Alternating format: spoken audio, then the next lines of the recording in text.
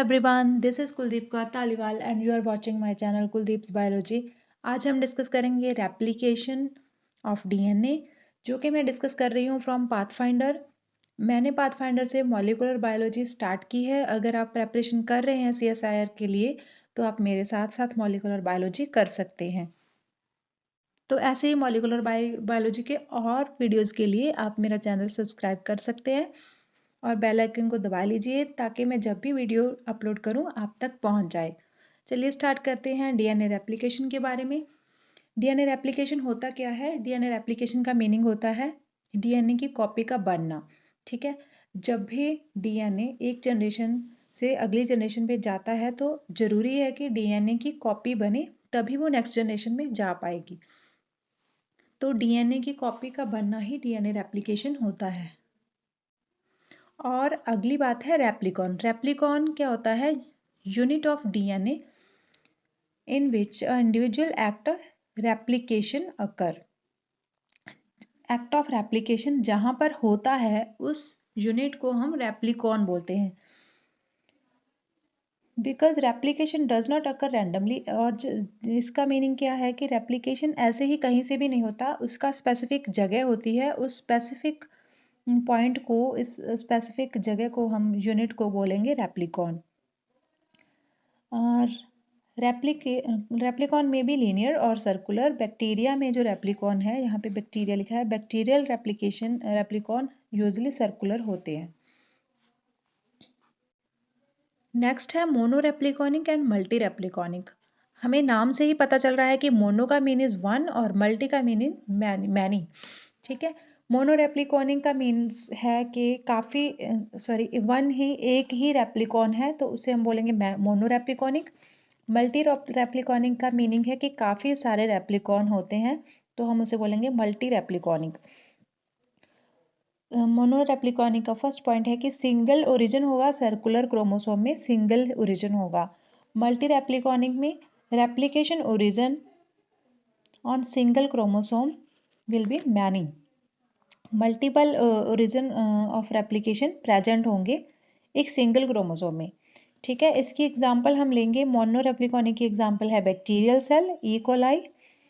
और रेप्लिकॉन का साइज जो है मोनो रेप्लिकॉनिक के केस में बड़ा होता है। और इसका उल्टा जो इसकी एग्जाम्पल हम मल्टी रेप्लिकॉनिक की एग्जाम्पल लेंगे तो ये यूकेरियोटिक सेल हो जाएंगे। एंड और ये जो है इसका जो साइज है कंपैरेटिवली स्मॉल होता है। जो मल्टी रेप्लिकॉनिक का साइज है वो कंपैरेटिवली स्मॉल होता है बैक्टीरिया के कंपैरिजन। जैसे कि यहाँ पे दिया गया है 40 टू जस्ट 100 kb तक का साइज होता है, लेकिन जो प्रोकैरियोट्स का मोनो रेप्लिकॉनिक का रेप्लिकॉन साइज होता है वो 100 kb से ज़्यादा होता है। तो ये तो हो गया रेप्लिकॉन के बारे में, रेप्लिकेशन की यूनिट के बारे में जहाँ पे रेप्लिकेशन होती है। ठीक है, आगे हम पढ़ेंगे ओरिजिन ऑफ रेप्लिकेशन के इसका स्ट्रक्चर किस तरह का होता है और इसके क्या प्रॉपर्टीज हैं। फर्स्ट जो पॉइंट है, origin of replication cis acting होता है। सिस एक्टिंग होता है जिस स्ट्रैंड में, जिस डीएनए के स्ट्रैंड में जो प्रेजेंट होगा उसी को अफेक्ट करेगा। क्योंकि जो सिस एक्टिंग चीज़ें होती हैं उसका मीनिंग यही होता है कि वो सेम स्टैंड में ही एक्ट करती हैं, लेकिन जो ट्रांस एक्टिंग होती हैं वो सामने वाले स्टैंड पे भी एक्ट कर सकती हैं। ठीक है, तो ये सिस एक्टिंग होता है पहली बात तो। Only able to affect that DNA on which it is resided. जिस डीएनए में ये प्रेजेंट है वहीं पे काम करेगा। ठीक है, सेकेंड पॉइंट है origin are usually AT rich. Obvious सी बात है कि हमें ओरिजिन वाली जगह में से अनबाइंड करना होता है, तो वहाँ पे कौन सा जो बॉन्डिंग होना चाहिए, एटी बॉन्डिंग होनी चाहिए, क्योंकि एटी में डबल बॉन्ड होता है और जीसी में ट्रिपल बॉन्ड होता है। तो एटी को ब्रेक करना ज़्यादा इजी रहेगा एडेनिन और थायमीन को, क्योंकि इनके बीच डबल बॉन्ड होता है। In E coli single origin of replication called oriC. E coli में, इसर्शिया कोलाई नाम के बैक्टीरिया में क्या होता है, एक ही ओरिजिन होता है, उसे हम ओरिसी बोलते हैं। और वो स्पैन करता है 245 बेस पेयर ऑफ डीएनए। ठीक है, जो कि 245 बेस पेयर डीएनए का बना होता है। इसमें दो शॉर्ट रिपीट मोटिफ होते हैं जिनको हम 9 और 13 बोलते हैं, क्योंकि 9 जो है 9 9 बेस पेयर का बना होता है उसे हम 9 मर बोलते हैं, और 13 बेस पेयर्स का बना होता है उसे हम 13 मर बोलते हैं। और ये कहाँ पे प्रेजेंट है? ओरिसी पे। ओरिजिन, जो ई कोलाई का ओरिजिन है उसे हम ओरिसी बोलते हैं। तो ओरिसी में 2 रीजन और प्रेजेंट हैं, छोटे छोटे रिपीट मोटिव प्रेजेंट हैं, उसे हम बोलते हैं 9 मर, 13 मर।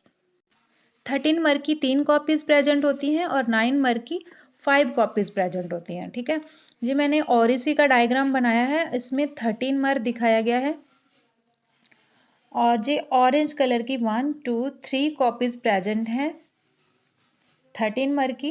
1 2 3 कॉपीज प्रेजेंट है 13 मर की, लेकिन 5 कॉपीज जी ग्रीन वाली 1 2 3 4 5 कॉपीज प्रेजेंट है 9 मर की। ठीक है, और जो 9 मर होता है ये DNA नाम के प्रोटीन से बाइंड करने का काम करता है। इस जगह पे DNA प्रोटीन का प्रोटीन बाइंड करेगी। The 9 mer repeat are 5 copies and is site for binding of the protein is called DNA. Okay, और इसी also contain 11 GATC repeats। और इसी में एक और repeats होते हैं, उन्हें हम GATC रिपीट्स बोलते हैं। वो उनकी 11 कॉपीज होती हैं, 11 कॉपीज होती हैं GATC सीक्वेंस की। इसका भी 5' और 3' एंड मेंशन किया गया है। और इस पे क्या इंपॉर्टेंट होता है, GATC मिथाइलेटेड रहता है एडिनिन पे। GATC पे मिथाइलेशन हुई रहती है एडिनिन पे, बोथ स्टैंड पे, दोनों स्टैंड के एडिनिन जो है मिथाइलेटेड रहेंगे और फुल्ली मिथाइलेटेड DNA ही रेप्लिकेशन स्टार्ट कर सकता है। अगर मिथाइलेशन कंप्लीट ना हो, अनमिथाइलेटेड हो या फिर हेमी मिथाइलेटेड हो, तो वहाँ पे रेप्लिकेशन स्टार्ट नहीं हो सकती। अगर GATC सीक्वेंस के एडेनिन मिथाइलेटेड है, फुल्ली मिथाइलेटेड है, तभी रेप्लिकेशन स्टार्ट हो सकती है। अब तक हमने जो भी ओरिसी के बारे में बातें की हैं कि ओरिसी होता है उसमें 9 मर होता है, 13 मर होता है, और उसके बाद उसमें GATC सीक्वेंस होता है जो कि मिथाइलेटेड रहता है। ये जो डायग्राम की है ये सारी ओरिसी के बारे में है, और ओरिसी किस में था? प्रोकैरियोट्स के ई कोलाई में। ठीक है, ई कोलाई नाम के बैक्टीरिया में ये सब हो रहा था। लेकिन अब हम करेंगे origin of replication in eukaryotic cell in budding yeast Saccharomyces cerevisiae. तो हम अब बडिंग यीस्ट में स्टडी करेंगे ओरिजिन ऑफ रेप्लिकेशन किस तरीके का होता है। यीस्ट में इसे हम ARS बोलते हैं, autonomous replicating sequence. Autonomously replicating sequence हम बोलेंगे इसे यीस्ट के केस में।